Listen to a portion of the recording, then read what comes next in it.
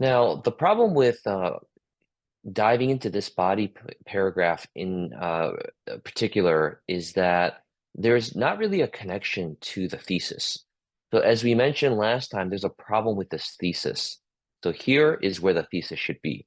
This is the end of the first paragraph. So I'm just going to scroll just to let you guys see. So this is the very beginning of the paragraph. And the very last sentence is supposed to be the thesis. This is what the entire paper is going to be about. So here's a thesis. AIs and robots will not know what emotion is, and I will tell you some reasons to support it. The last time we mentioned that instead of saying, I will tell you some reasons to support it, you need to say what those reasons are. You have to say what those reasons are right here. Otherwise, this is not a thesis.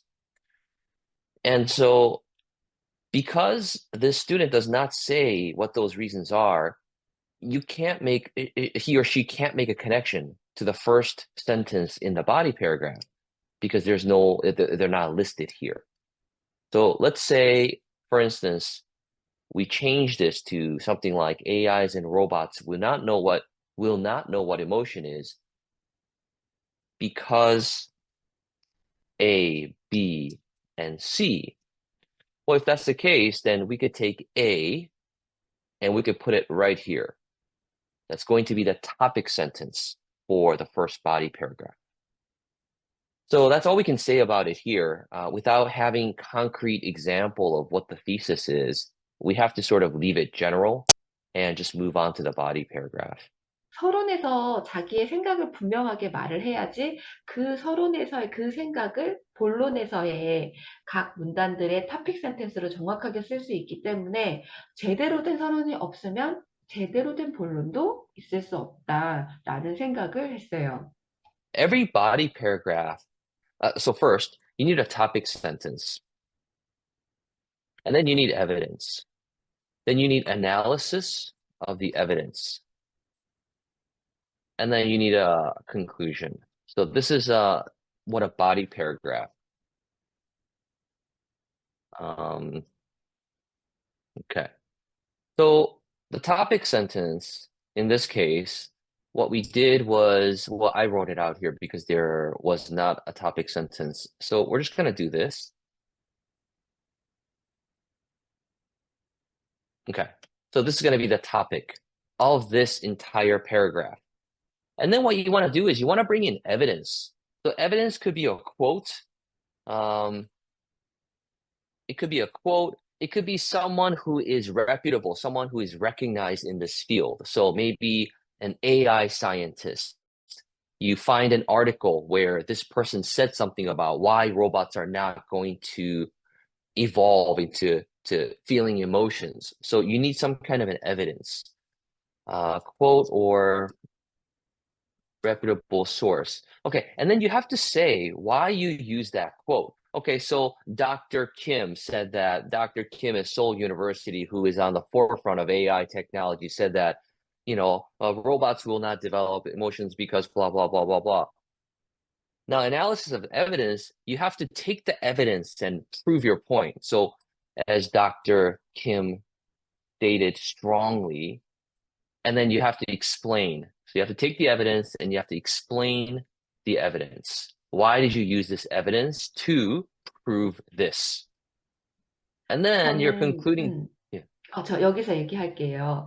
이 바디 패러그래프의 구조에 대해서 지금 설명을 해주시잖아요. 바디 패러그래프가 반드시 가져야 되는 거, topic sentence, 그다음에 evidence, 그다음에 analysis of the evidence 여기까지 설명을 해주셨는데 evidence라고 말하면 학생들이 되게 어떻게 evidence를 넣어야 되지? 라고 생각을 하실 것 같은데 제가 처음에 라이팅을 세이지 선생님한테 배울 때 이거는 말을 잘하는 사람하고 그 방식이 똑같다라는 생각을 했었어요. 뭐냐면 예를 들면 제가 어떤 걸 세이지 선생님한테 말을 하고 싶어요. 세이지 선생님 이게 건강에 되게 좋대요.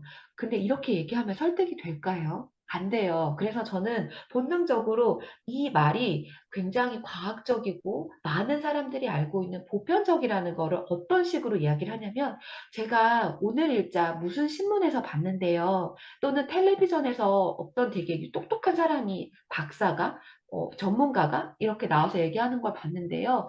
이게 되게 이 사람이 말했는데 이게 건강에 되게 좋대요라고 공신력을 빌려왔잖아요. 말을 할 때 내 말이 상대한테 설득이 되게 하기 위해서 우리가 쓰는 것들, 갖다 쓰는 것들하고 똑같다는 생각을 저는 했어요. 그래서 Right. 에비던스가 궁금하신 분들은, 그러니까 잘 모르시겠는 분들은 내가 말을 할 때 내 말이 상대한테 조금 더 설득적으로 다가가서 상대가 내가 하는 말을 따라올 수 있게 내가 어떻게 얘기하지? 그리고 다른 사람한테 내가 설득이 됐을 때 내가 그 사람 말에 어떻게 설득이 됐지? 라고 좀 차분히 앉아서 생각을 해보시면 topic sentence와 evidence와 analysis of the evidence를 쓰는데 도움이 되실 것 같아요. That's exactly right. So in that example, we would put the news article that you read here, and then you persuading me right here. I saw just like this paper, this newspaper has said from, from 박사, this person, this 박사, and then this is where you would try to persuade me here. So that's exactly right. So when you think about it, the parts that we need to convince someone is the same, correct? The elements that we need are the same. And then the conclusion here is simply as the clearly because robots function is to serve human beings with I don't know, let's just say menial tasks. I'm just saying this as an example. They will not need emotions, and therefore um, science engineers will not build emotions into robots. So the conclusion brings together everything that you said in the evidence and the analysis, and you tie it back to your topic sentence. How did you prove what you said in the topic sentence? And how did you prove, how does what you said in this paragraph, how does it support your thesis? So you have to do both of those things in the concluding sentence of the paragraph. So you have to have at least these four things. Now, we can make this more fancy as you become a better writer or when the topic is a little bit fancier, but this is a very basic fundamental example of everything that you need to have in each body paragraph. Okay, so I think that's as far as we'll go. Now it has become clear that an outline of this kind is very needed. Topic sentence, evidence, analysis of the evidence, and conclusion. And so, I'll always say Korean students compared to students that I've seen from other countries, they're a lot better at writing comparatively speaking. And, especially because they're trying to write without having lived in the States or without, a lot of exposure to English. I think this is a good start. And I can at least see where the student is trying to contribute certain thoughts. But if the student can be a little bit more clear on what he or she is trying to say, then I think this person can become a much better writer. So thinking a little bit more logically about why am I writing this sentence? And we do have to really think hard when we're writing. Why am I adding this sentence? How am I connecting this sentence with another sentence? And so the student, a great start. I would continue to just work at writing and think through the logic of how the paper should be written.